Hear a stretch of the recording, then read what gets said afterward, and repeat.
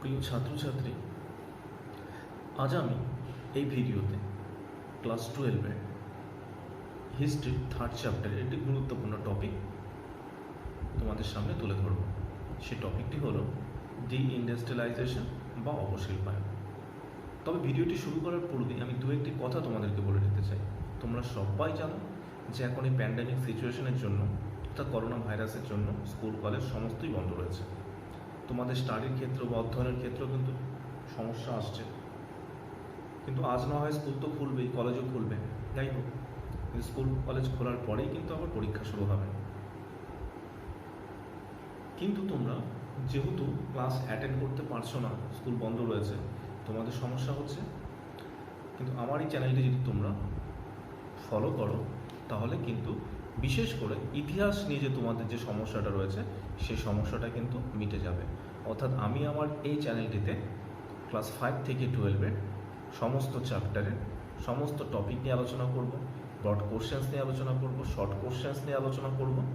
ফলে তোমরা কিন্তু যথেষ্টই উপকৃত হবে। আজকে তো এই ভিডিওতে আমি ক্লাস 12-এর হিস্ট্রির কথা বলছি। এর পরের ভিডিওতে আমি 11, 10, 9 আর বিভিন্ন যে ক্লাসগুলো রয়েছে সেই ক্লাসের ইতিহাসের টপিক নিয়ে আলোচনা করব। যাই হোক, তোমরা এই ভিডিওটি বিশেষ করে এই যে আমি তোমাদের বললাম যে ক্লাস 12-এর ডিইন্ডাস্ট্রিয়ালাইজেশন বা অবশিল্পায়ন এটি আজকে পড়াবো। এটি পড়ানোর পূর্বেই তোমরা এখনও পর্যন্ত যারা আমার এই চ্যানেলটি সাবস্ক্রাইব করোনি, তোমরা চ্যানেলটি সাবস্ক্রাইব করে নাও, বন্ধুদের সাথে শেয়ার করো, লাইক করো, কমেন্ট করো। চলো এখন আমরা আসল টপিকে ফিরে আসি, অর্থাৎ অবশিল্পায়ন বা ডিইন্ডাস্ট্রিয়ালাইজেশন। প্রথমেই আমরা জানব যে অবশিল্পায়ন বলতে আমরা কি বুঝি। অর্থাৎ শিল্পায়ন, তার বিপরীত হচ্ছে অবশিল্পায়ন। ঠিক আছে? অবশিল্পায়ন বলতে বোঝায় শিল্পায়নের অধঃপতন বা অবনতি। অর্থাৎ কোনো একটা দেশে যখন আমরা দেখতে পাবো যে সেখানকার মানুষ শিল্পকর্ম ছেড়ে কৃষিকাজে মনোনিবেশ করেছে, কৃষিকাজে নিযুক্ত হয়েছে, তখন কিন্তু সেই দেশে শিল্প অবস্থার কিন্তু উন্নতি হবে না। কি হবে? শিল্পের অবনতি হবে, শিল্পের ধ্বংস হবে। এই যে শিল্পের অবনতি ও ধ্বংস, সেটাকে আমরা বলবো অবশিল্পায়ন। অর্থাৎ এক কথায় যদি আমরা বলতে যাই যে কোনো একটা দেশের জাতীয় আয়, ঠিক আছে, জিডিপি, গ্রস ডোমেস্টিক প্রোডাকশন, সেই জিডিপিতে যখন আমরা দেখব যে শিল্প অপেক্ষা কৃষিক্ষেত্রে আয় বেশি হচ্ছে, শিল্পে আয় কম হচ্ছে, তখন কিন্তু আমরা সেটাকে অবশিল্পায়ন বা ডিইন্ডাস্ট্রিয়ালাইজেশন বলব। এই অবশিল্পায়ন আমরা দেখব ব্রিটিশ শাসনকালে 19বিংশ শতাব্দীতে ভারতে হয়েছিল। কেন হয়েছিল অবশিল্পায়নটা? এর পশ্চাতে নানাবিধ কারণ রয়েছে। এই যে অবশিল্পায়নটা ভারতবর্ষ হলো ব্রিটিশ শাসনকালে, এই বিষয়ে প্রথম যারা আলোকপাত করেছেন যেসব জাতীয়তাবাদী ভারতীয় ঐতিহাসিকরা, তাদের মধ্যে অগ্রগণ্য কয়েকজন হলো দাদাভাই নওরোজি, রমেশচন্দ্র দত্ত, রানাডে প্রমুখ। ঠিক আছে? এরা দেখিয়েছে যে কিভাবে ভারতবর্ষে 19বিংশ শতাব্দীতে অবশিল্পায়ন হলো। তারা তাদের যুক্তি উপস্থাপন করেছে। সেই কারণগুলো নিয়ে কিন্তু আজকে আলোচনা করব প্রথমে, এরপরে আলোচনা করব অবশিল্পায়নের ফলাফল সম্পর্কে। প্রথমে আমরা জানবো যে প্রথম যে কারণটা আমরা বলতে পারি সেটা হচ্ছে পণ্য রপ্তানিতে বাধা।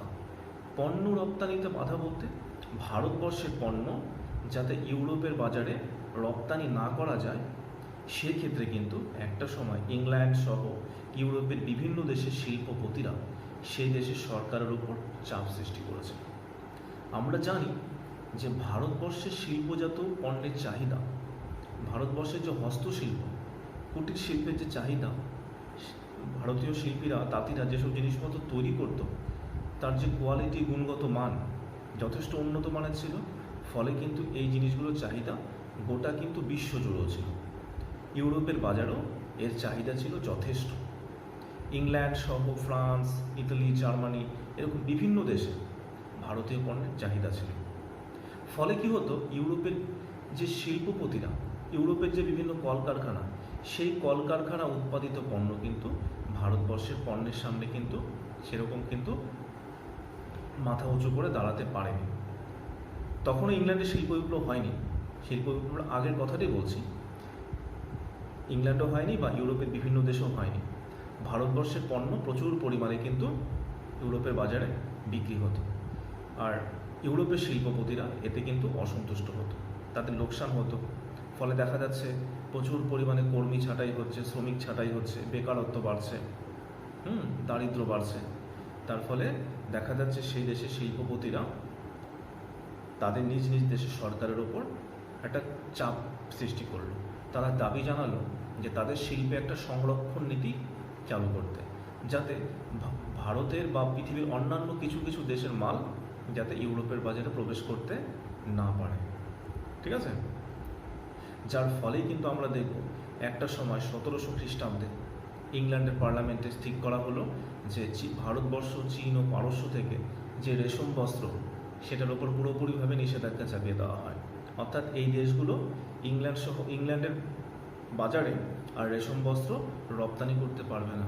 তার 20 বছর পরেই আমরা দেখব 1720 খ্রিস্টাব্দে ভারতবর্ষের থেকে সুতি বস্ত্র কেনাও ইংল্যান্ড বন্ধ করে দেয়। আর 1700 খ্রিস্টাব্দ, 1720 খ্রিস্টাব্দ তখনও পর্যন্ত কিন্তু আমরা দেখব ইংল্যান্ড কিন্তু ভারতবর্ষের রাজনৈতিক ক্ষমতা দখল করতে পারেনি। ঠিক আছে, ভারতবর্ষে তাদের রাজনৈতিক যাত্রা শুরু হয়েছে 1757 খ্রিস্টাব্দের পর থেকে। আর 1757 বা তার একটু আগের থেকে আমরা দেখব যে ইংল্যান্ডের শিল্প বিপ্লব শুরু হয়ে গেল। তারপরেই কিন্তু পুরোপুরিভাবে খেলাটা পরিবর্তন হয়ে গেল। ঠিক আছে, এই হচ্ছে পণ্য রপ্তানিতে বাধা, অর্থাৎ ভারতবর্ষের পণ্য যাতে ইউরোপের বাজারে ভারতীয়রা বিক্রি করতে না পারে, তার জন্য ওরা যথেষ্ট চেষ্টা করেছে এবং তারা সাকসেসফুলও হয়েছে। এরপরেই কিন্তু আমরা দেখব যে 1700 খ্রিস্টাব্দ, 1720 বললাম, এর পরপরই আমরা দেখব ইংল্যান্ডে কিন্তু শিল্প বিপ্লব হয়ে গেল। অষ্টাদশ শতাব্দীর মাঝামাঝিতে ইংল্যান্ডে শিল্প বিপ্লবের ফলে কি হলো, ইংল্যান্ডে নানা রকম বড় বড় কলকারখানা তৈরি হলো। সেই কলকারখানাতে খুব কম সময়ে প্রচুর পরিমাণে বস্ত্র তারা উৎপাদন করলো, যথেষ্ট উন্নত মানের বস্ত্র তারা উৎপাদন করলো, এবং এত বস্ত্র উৎপাদন করলো সেই বস্ত্রে দেখা যাচ্ছে তাদের নিজের দেশের চাহিদা পূরণ করার পরও অনেক পরিমাণে বস্ত্র আরও সারপ্লাস বা উদ্বৃত্ত থেকে গেল। সেই উদ্বৃত্ত যে বস্ত্র বা শিল্পজাত পণ্য তারা বিক্রি করার জন্য তারা কিন্তু পৃথিবীর বিভিন্ন দেশের দিকে কিন্তু ওরা তাকিয়ে রইল, মার্কেট কী করে ধরা যায়। এবং মনে রাখতে হবে সেই সময় ব্রিটিশদের সব থেকে বড় মার্কেট ছিল হচ্ছে ভারতবর্ষ। অর্থাৎ ভারতবর্ষে 1757 সালে তাদের রাজনৈতিক যাত্রা শুরু হলো, তারপর আস্তে আস্তে তারা কিন্তু ভারতবর্ষটাকে দখল করে ফেলল। ঠিক আছে, যে 19বিংশ শতাব্দীর কথা বলছি আমি, যে ভারতবর্ষের অবশিল্পায়ন হলো, সে 19বিংশ শতাব্দীর মাঝামাঝিতে আমরা দেখব পুরো ভারতবর্ষটাই কিন্তু ব্রিটিশরা দখল করে ফেলেছে। তো যাই হোক, ইংল্যান্ডে যখন শিল্প বিপ্লব হলো তখন প্রচুর পরিমাণে শিল্পজাত পণ্য ওরা তৈরি করলো। তো শিল্পজাত পণ্য বিক্রি করা তাদের সব থেকে বড় মার্কেট তারা পেয়ে গেল কোথায়, তাদের সব থেকে বড় উপনিবেশ বা কলোনি ভারতবর্ষ। অর্থাৎ ভারতবর্ষে তারা ঠিক করলো যে তাদের দেশের উৎপাদিত পণ্য তারা ভারতবর্ষে বিক্রি করবে, আর ভারতবর্ষ থেকে যাতে কোনো মাল না যায় সেদিকে তারা লক্ষ্য রাখবে। এবং ভারতবর্ষ কি হলো এর ফলে আস্তে আস্তে এবং পরবর্তীকালে আরও দ্রুত গতিতে 1813 সালের পর থেকে সেটা অনেক দ্রুত গতিতে হলো। ইংল্যান্ডের মাল ভারতবর্ষে দ্রুত গতিতে পৌঁছানো শুরু করলো 1813 সালের পর থেকে। অর্থাৎ 1813 সালে কি হয়েছে, ইস্ট ইন্ডিয়া কোম্পানি যে একচেটিয়া ব্যবসা বাণিজ্য করতো ভারতের সাথে, 1813 সালে সেই ইস্ট ইন্ডিয়া কোম্পানির একচেটিয়া বাণিজ্যের অবসান ঘটল। ফলে কি হলো, ইংল্যান্ডের বিভিন্ন কোম্পানিকে ইংল্যান্ড সরকার পারমিশন দিল, তোমরা ভারতে যাও, ভারতের সাথে ব্যবসা বাণিজ্য করো। অর্থাৎ ইংল্যান্ড থেকে বিভিন্ন শিল্পজাত পণ্য তোমরা গিয়ে ভারতে বিক্রি করো। ঠিক আছে, এবং কি হলো, ভারতবর্ষে তারা তাদের দেশে শিল্পজাত পণ্য বিক্রি করত, আর ভারতবর্ষ থেকে তারা তাদের দেশের শিল্পের জন্য যে কাঁচামাল দরকার সে কাঁচামাল কিন্তু তারা ভারতবর্ষ থেকে কিনত, অর্থাৎ ভারতবর্ষ রপ্তানি করত, এবং সেই রপ্তানি লভ্যাংশও কিন্তু বেশিরভাগটাই কারা পেত? ব্রিটিশরাই পেত। কী কী কাঁচামাল কিন্তু? বস্ত্রশিল্পের জন্য কার্পাস, জামা কাপড় রং করার জন্য নীল, ওদের খুবই একটা ভালো জিনিস তারা খেত আর কি, সেটা হচ্ছে চা, একটা পানীয় ফসল চা, চা তারা রপ্তানি করত। এছাড়া পাট রপ্তানি করতো ভারতবর্ষ। অর্থাৎ এই যে কাঁচামালগুলো সেটা দিয়ে কিন্তু ব্রিটিশরা আরও অনেক বেশি লাভবান হয়েছিল। অর্থাৎ ইংল্যান্ডের শিল্প বিপ্লবের ফলে আমরা দেখব ভারতবর্ষ রপ্তানিকারক দেশ থেকে একটি আমদানিকারক কিন্তু দেশে পরিণত হয়েছিল। রপ্তানি করত, সেটা আমদানির তুলনায় খুবই কম। তো কী রপ্তানি করত? ব্রিটিশদের জন্য ইংল্যান্ডের জন্য যে কাঁচামাল দরকার, ইংল্যান্ডের শিল্প বিপ্লবের জন্য যে কাঁচামাল, সে কাঁচামাল কিন্তু তারা জাস্ট বিক্রি করত, এবং সে বিক্রির বেশিরভাগটাই কিন্তু নিয়ন্ত্রিত হতো ব্রিটিশদের দ্বারাই, প্রায় সবটাই। কারণ তখন ভারতবর্ষের শাসক হচ্ছে ব্রিটিশরা, ফলে তার মেজর লভ্যাংশটাই পেত হচ্ছে ব্রিটিশরা। যাই হোক, প্রথমে পড়লাম আমরা পণ্য রপ্তানিতে বাধা, 2 নম্বর পড়লাম হচ্ছে ইংল্যান্ডের শিল্প বিপ্লব, 3 নম্বর যদি আমরা দেখি রাষ্ট্রীয় নির্যাতন। এই যে ভারতবর্ষের শিল্পটা ধ্বংস হলো, এর পেছনে তো একটি বা দুটি কারণ নয়, একাধিক কারণ রয়েছে। তার মধ্যে অন্যতম একটি হলো রাষ্ট্রীয় নির্যাতন। কি রাষ্ট্রীয় নির্যাতন? আমরা দেখব যে ব্রিটিশরা ভারতবর্ষের থেকে তারা কাঁচামাল কিনত, এবং ভারতবর্ষে তারা তাদের দেশের তৈরি জিনিস বিক্রি করত। যাই হোক, কিন্তু এখানে একটা ব্যাপার হলো, এই যে ব্রিটিশরা যখন কাঁচামাল কিনত, তখন তারা কিন্তু তাদের কোম্পানির কর্মচারী এবং এজেন্টদেরকে পাঠাতো যে তোমরা ভারতবর্ষের কৃষকদের কাছে যাও, কাছে গিয়ে অ্যাডভান্স টাকা দাও, যেটাকে তারা বলতো দাদন, অগ্রিম টাকা।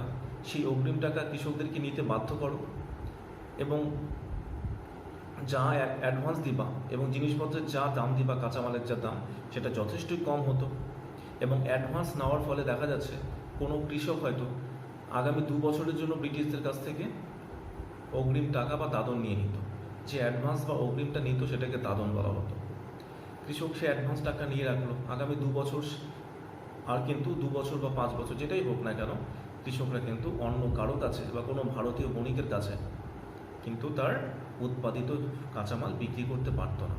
এবং দেখা যাচ্ছে আগামী বছরগুলিতে উৎপাদিত কাঁচামালের দাম অনেকটা বেড়ে গেল, কিন্তু সে কৃষক অন্য কোথাও বিক্রি করতে পারছে না, কারণ সে আগেই সে অগ্রিম টাকা নিয়ে রেখেছে। ঠিক আছে, এইভাবে আমরা দেখবো যে রাষ্ট্রীয় নির্যাতনের কথা বলেছে। তোমরা দেখবে এখানে এই যে তাঁতিরা ক্ষতিগ্রস্ত হলো, বিশেষ করে সুতো, এই যে সুতোর কথা বলবো, বস্ত্রশিল্প বা সুতি বস্ত্র তৈরি করার জন্য যে সুতোর দরকার, সেই সুতার ওপর নিয়ন্ত্রণ পুরোপুরিভাবে কিন্তু ব্রিটিশ কোম্পানির কক্ষিগত হয়েছিল। তাঁতিরা ক্ষতিগ্রস্ত হয়েছিল, ভারতীয় তাঁতিরা। এর ফলে দেখবো আমরা ভারতের বিভিন্ন বড় বড় শহর, যেগুলো একসময় কিনা শিল্প নগরী ছিল, সেই শিল্প নগরীগুলিও কিন্তু একটা সময় জনমানবহীন হয়ে পড়ে, শ্রীহীন হয়ে পড়ে, তার গৌরব লুণ্ঠিত হয়। এরকম অনেক অনেক শহরের কথা বলবো, যেমন ধরো ঢাকা, মুর্শিদাবাদ, আগ্রা, বারাণসী, সুরাট, লখনৌ, এই শহরগুলো। এছাড়াও দক্ষিণ ভারতের আরও অনেক অনেক শহর রয়েছে।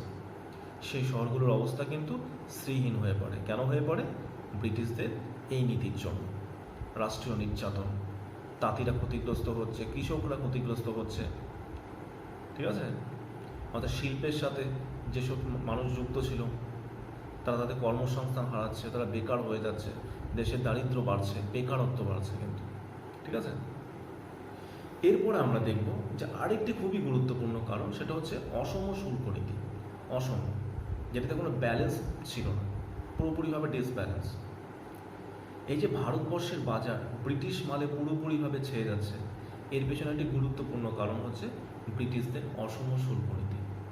ইংল্যান্ড থেকে যখন কোনো মাল তারা ভারতবর্ষে বিক্রি করছে, পাঠাচ্ছে, রপ্তানি করছে, তখন কিন্তু সেই মালের ওপর কোনো শুল্ক বসানোই হতো না, এবং বসালেও 2-1টি মালের ওপর সে 2 থেকে 2.5% বসানো হতো।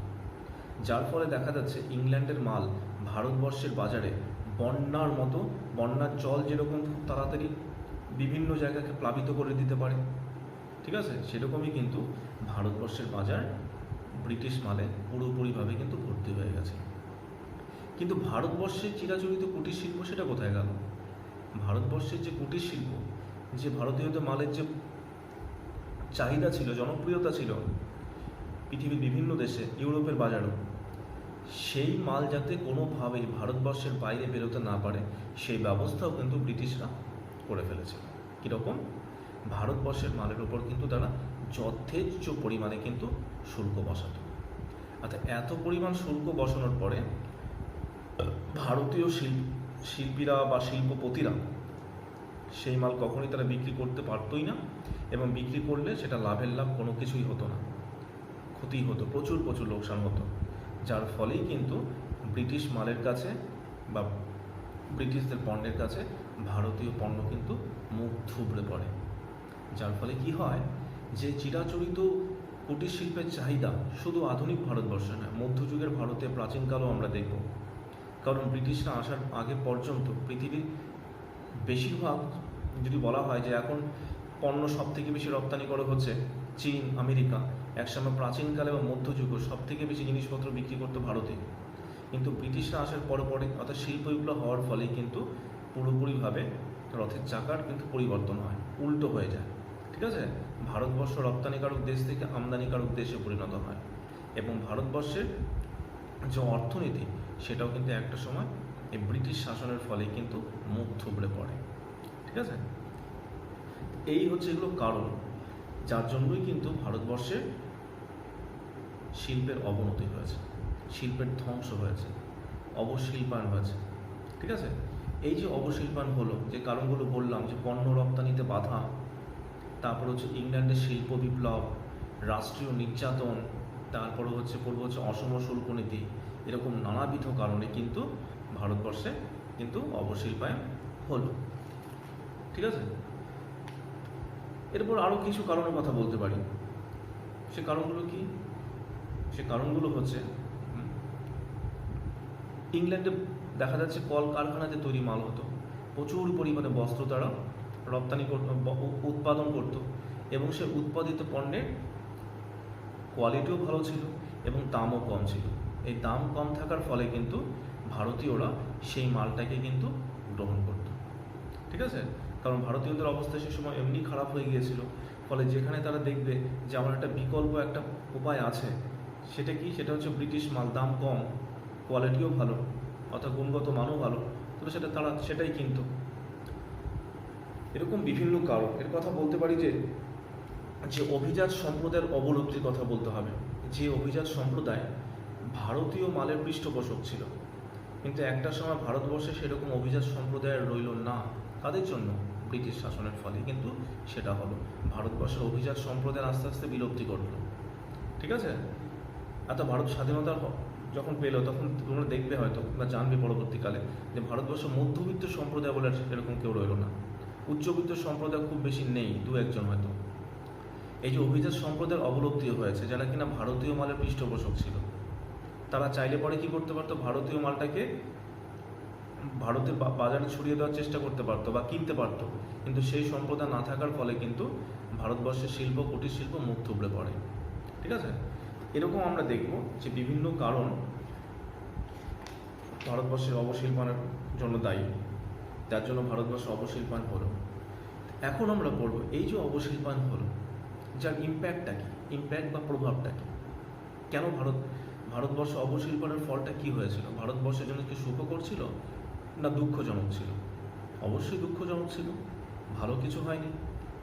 আমরা দেখব যে ভারতবর্ষে কি হয়েছে, দারিদ্র্য বেড়েছে, বেকারত্ব বেড়েছে, মানুষ কর্মসংস্থান হারিয়েছে। তারপরে দেখব যে শিল্পে যারা কাজ হারিয়ে ফেললো, তারা গিয়ে কৃষিতে সেটেল হওয়ার চেষ্টা করলো, ফলে কৃষিতে চাপ সৃষ্টি হলো, কৃষি ব্যবস্থাও ভেঙে পড়লো।